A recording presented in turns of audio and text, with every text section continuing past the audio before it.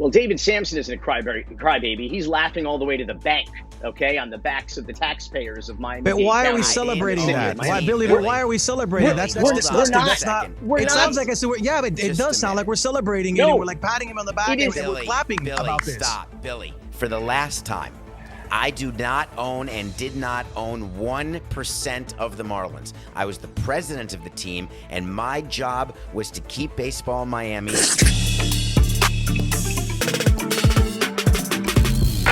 El jueves, la Comisión de Miami va a decidir el futuro del nuevo estadio de David Beckham y Jorge Santos, el Inter Miami, al lado del aeropuerto conocido como el Miami Freedom Park. Algunos temen que se repite la historia del estadio de los Miami Marlins. Otros aseguran que esto es totalmente distinto, no tiene absolutamente nada que ver y es beneficioso para los residentes y también para nuestra ciudad.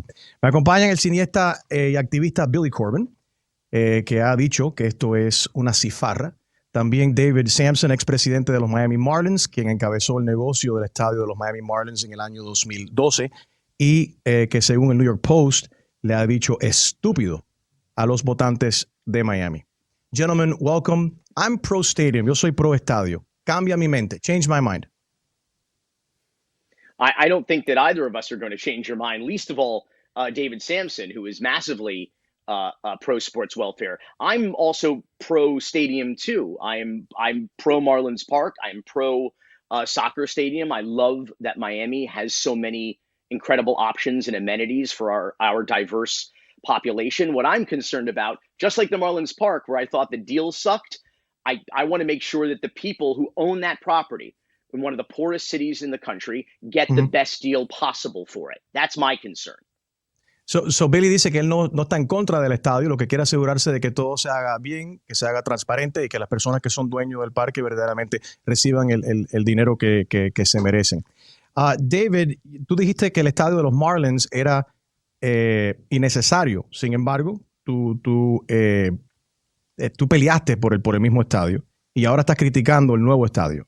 So David, you said that back in 2012 that the Marlins Park was unnecessary, but you fought for that. Fought for the stadium and for that money. Some may say it's hypocritical of you. Algunos dirán que eso es un poco hipócrita de tu parte. How do you respond?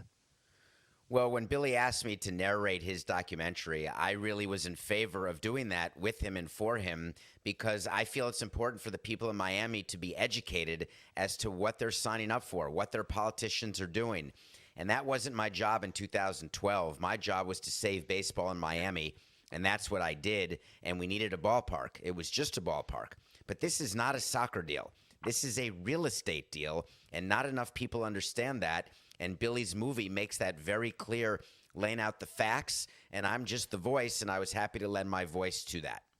Okay, so Billy está haciendo un documental acerca de todo esto, y Billy hizo contacto con David, expresidente de los Miami Marlins, para que él fuera la voz de este documental que él estaba preparando. David, You did at one point call Miami voters stupid.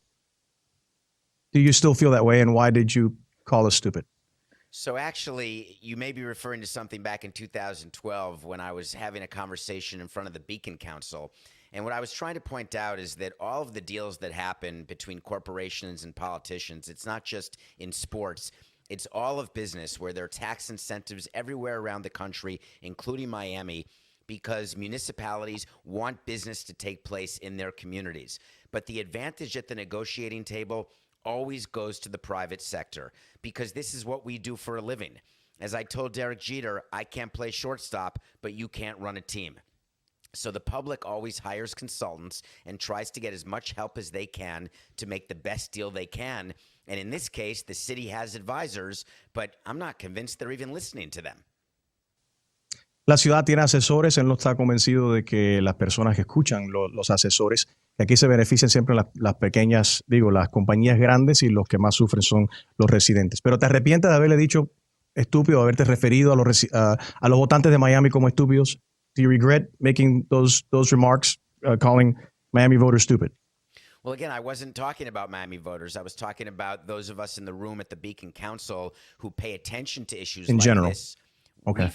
we far outnumber the people who pay attention. We outnumber the people who don't pay attention. And what Billy has tried to do through his activism is to get more people in Miami, if not around the country, through his movies, his documentaries, and all of his shenanigans on Twitter. What he's really trying to do is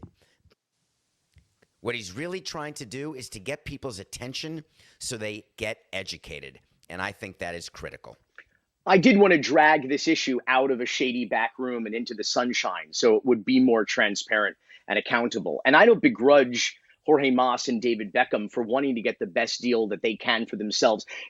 David Samson and Jeff Luria were not running a nonprofit organization, and Mas and Beckham are not running a charity. They want the best deal and the most money for themselves. And what I'm saying is, Enrique, will you sell me your home right now for the lowest appraisal from 2018 with no other bidders, just to me?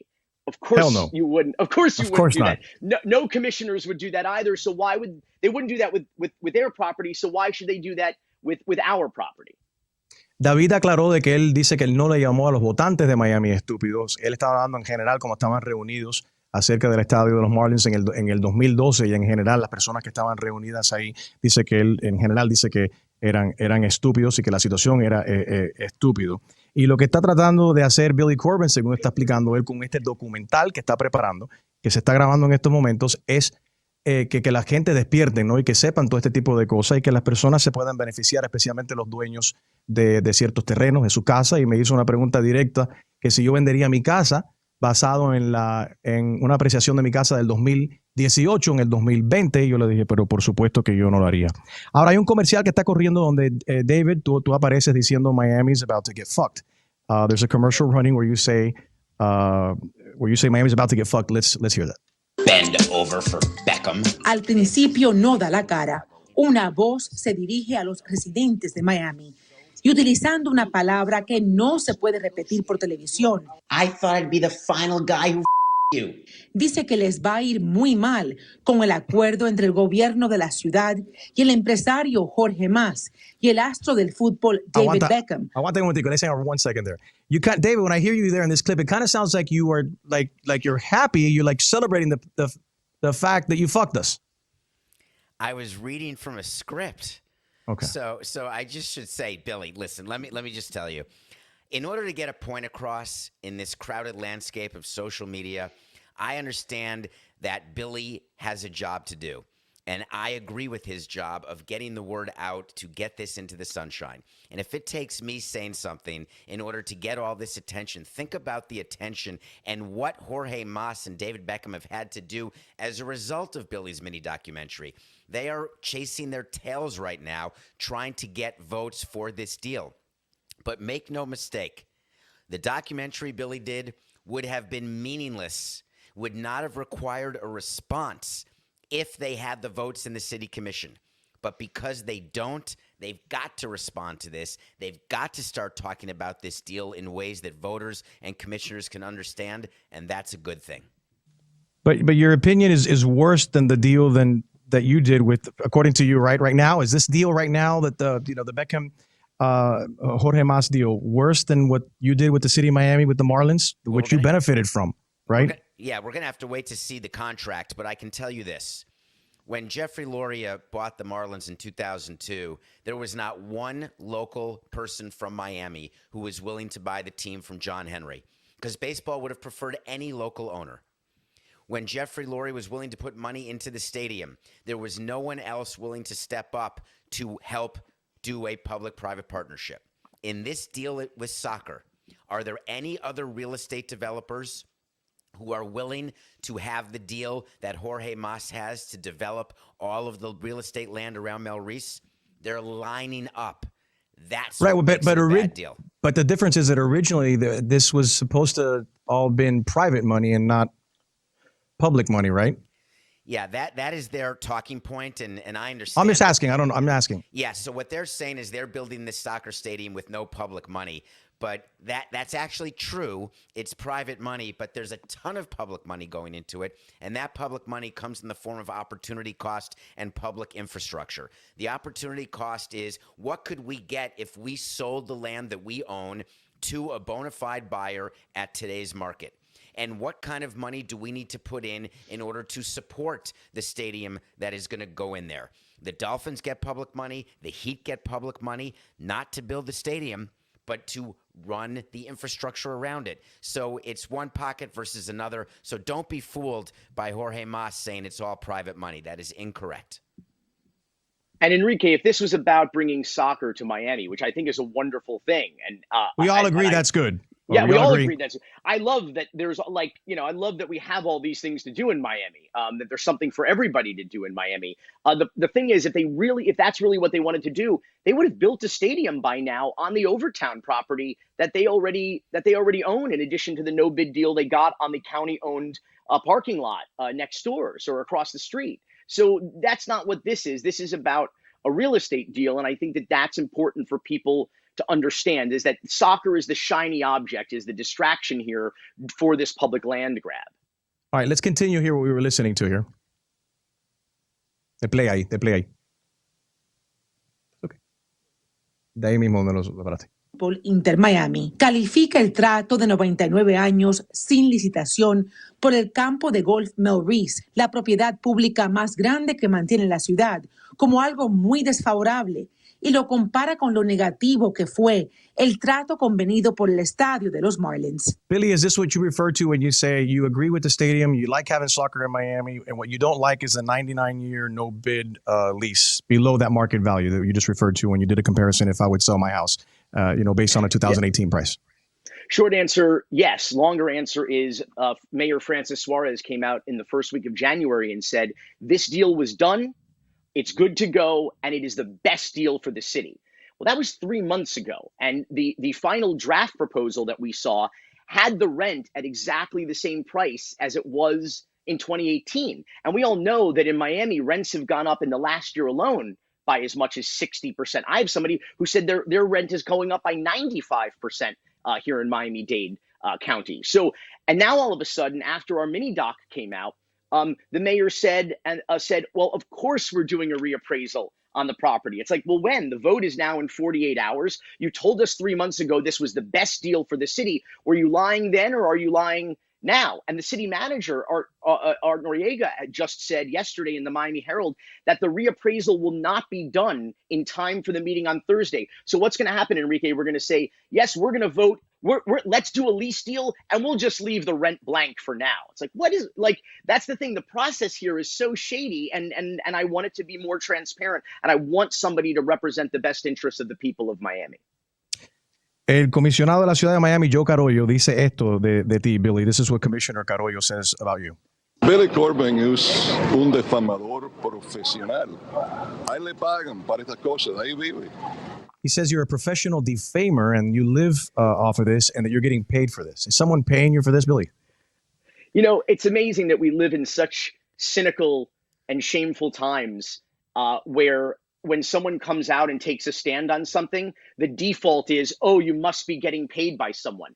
Just because Joe Carollo is getting paid and Joe Carollo doesn't know anyone who would come out and take a stand on their own time and their own dime doesn't mean that there's nobody in the world who does that. And the bottom line is that I'm not getting paid. I spent my own money to do this because nobody was speaking for the people of Miami. David Samson didn't get paid. He volunteered his time as well. And so not only did we volunteer our time, but I spent money out of my pocket to do this. And I would say that there was a deal, a major deal for public land owned by the city of Miami. And Jorge Mas was involved. And Commissioner Carollo came out and said that Mayor Suarez and Jorge Mas and their cronies are trying to screw the taxpayers on this deal. And he killed that deal.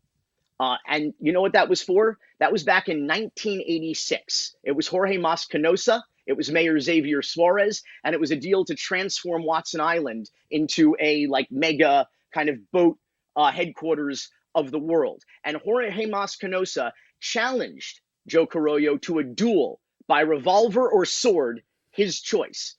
Where is that, Joe Carollo? You know, why do we get Commissioner Como Mierda? Why don't we get a guy who will stand up like he did in 1986 when he was a city commissioner for the people of Miami?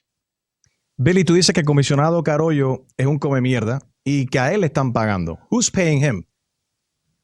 Well, I think you could follow the money if you look at the generous campaign contributions and to the political committees of all of the candidates, to Francis Suarez, to Christine King, to Alex Diaz-La Portilla, to Joe Carollo, to even to Ken Russell, probably less so to Manolo Reyes, who has been very vocally against this deal. Manolo Reyes's great line on the radio the other day was that Francis Suarez is wearing the Inter Miami jersey and not the City of Miami jersey in this deal. He is the realtor and representing the best interests of Moss and Beckham and not of the people of the City of Miami.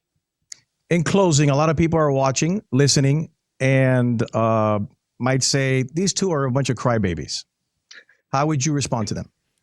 Let me start by saying that I have no skin in the game at all, except for education, transparency, because I know exactly how these deals get done because 10 years ago, I did one of these deals. So to the extent that I now have the freedom to talk about it, because I do, I'm not in the business of sports anymore. I'm in the media. I have my own show where I get to nothing personal. I get to talk about things that go on in the real world, pull behind the curtain.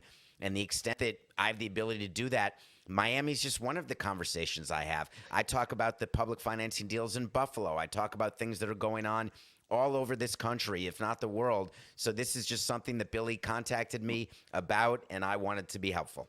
Well, David Samson isn't a crybaby. He's laughing all the way to the bank, okay, on the backs of the taxpayers of Miami. But why are we celebrating that? Why, Billy? But why are we celebrating? That's disgusting. That's not. It sounds like it's. Yeah, but it does sound like we're celebrating it. And we're like patting him on the back and we're clapping about this. Stop, Billy. For the last time, I do not own and did not own 1% of the Marlins. I was the president of the team, and my job was to keep baseball in Miami and to increase the value of the team that was owned by Jeffrey Lurie. That was my job.